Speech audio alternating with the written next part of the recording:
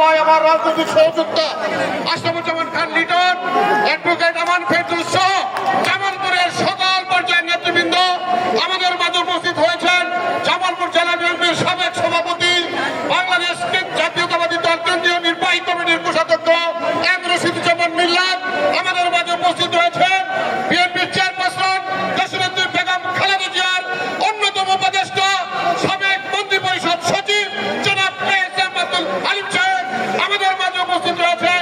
সাবেক সংসদ সদস্য আলহাজ সুলতান মাহমুদ বাবু ভাই সহ সর্বস্তরের নেতৃবৃন্দ আজকের এই অনুষ্ঠানে জামালপুরবাসীর একটি ঐতিহ্য, এই ঐতিহ্য ধারণ করে রাখতে হবে।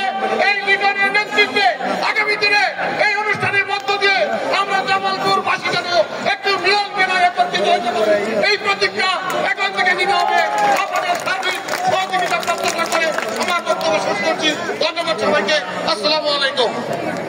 রাখবেন সাবেক মন্ত্রী পরিষদ সচিব এবং দেশনেত্রী বেগম খালেদা জিয়ার অন্যতম উপদেষ্টা মন্ডলীর সদস্য জনাব এএসএম আব্দুল হালিম সাহেব।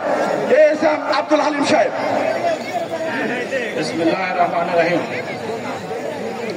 এটি একটি অভূতপূর্ব দৃশ্য এবং এর সম্পূর্ণ কৃতিত্ব হচ্ছে আশরাফুজ্জামান খান লিটন। আশরাফুজ্জামান কামাল খান লিটনের নেতৃত্ব আমি বহুদিন যাবৎ জানি। সে মেলান্দ এলাকা বাড়ি হলেও ইসলামপুরের সঙ্গে ওতপ্রোতভাবে জড়িত। এই জন্য আজকে ঢাকায় যে এই মহামিলন যজ্ঞের যখন আয়োজন করেছে আমি আমন্ত্রিত হয়েছি, সঙ্গে সঙ্গে আমার পরিবারবর্গ সহ রাজি হয়েছি। আমার অ্যাডভোকেট সুফিয়া বেগম এখানে উপস্থিত আছেন, আমার কন্যা, আমার আরো কন্যা আসতেছে, জামতা নাতি সহ আমরা এসেছি।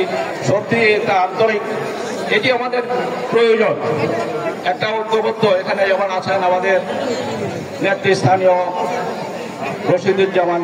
রশিদুজ্জামান মিল্লাত, উনি একটু আগে বোধহয় চলে গেছেন, সুলতান মোহাম্মদ বাবু, আমরা সবাই এখানে একত্র হয়েছি। অন্যান্য নেতৃবৃন্দ উপজেলা কেন ঢাকায় অনেক নেতৃবৃন্দ এখানে এসছেন এবং আমার ঘনিষ্ঠ অনেক ভাতৃসম এবং আমার কন্যা সম এবং বোন সম অনেকে এখানে আমি দেখছি, তাদের মুখ দেখে আমি আপ্লুত হয়েছি। তো সত্যি আমার আনন্দ লাগছে এখানে আসতে পেরে, এবং খাওয়ার চাইতে বড় খাওয়া হচ্ছে যে এখানে সবার মুখমণ্ডল আমার ইসলামপুর, জামালপুর এবং এখানে ঢাকার আশেপাশে যারা আছে সবাই উপস্থিত হয়েছেন। আমাদের প্রয়োজন এটি ঐক্যবদ্ধ সবাই মিলে আজকে জাতির যে এই ক্রান্তি লগ্ন, এই ক্রান্তি লগ্নে একটি দরকার জাতীয় ঐক্য। জাতীয় ঐক্য আমাদের প্রয়োজন। সেই জাতীয় ঐক্যের একটি নমুনা, ছোট্ট নমুনা হলো এখানে যে আমাদের দলমত নির্বিশেষে এবং ঐক্যমত বিভিন্নভাবে বিভিন্ন আদর্শের লোক সবাই আমরা ঐক্যবদ্ধ হয়েছি। আমরা আগামী দিনে এই আদর্শে বিশ্বাসী হয়েছে, united we stand, divided we ফল।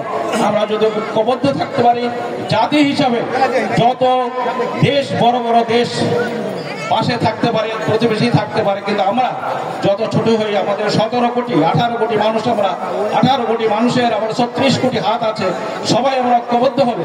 এই দেশের উন্নয়নে যেমন সহযোগিতা হবে, বহির্বিশ্বের কোনো ধমকানি চোখ রাঙানো আমরা ভয় পাবো না, ভীত হব না। সবাই আমরা ঐক্যবদ্ধ থাকি, পরস্পরের মধ্যে আমাদের ভাতৃসুলভ মনোভাব জেগে উঠুক। আমরা আগত দিনে আমরা দেশকে উন্নয়ন করি, এটি আমাদের আজকের প্রতিজ্ঞা। আজকে পুনরায় বড় লিটন বলি, যাকে আমরা স্নেহ করি, তার এবং তার পরিবারবর্গ এখানে যারা আছেন, যারা এই আয়োজন করেছেন, সবাইকে ধন্যবাদ দিয়ে আমি আমার বক্তব্য শেষ করছি। সবার শুভকামনা করছি। আসসালামু আলাইকুম।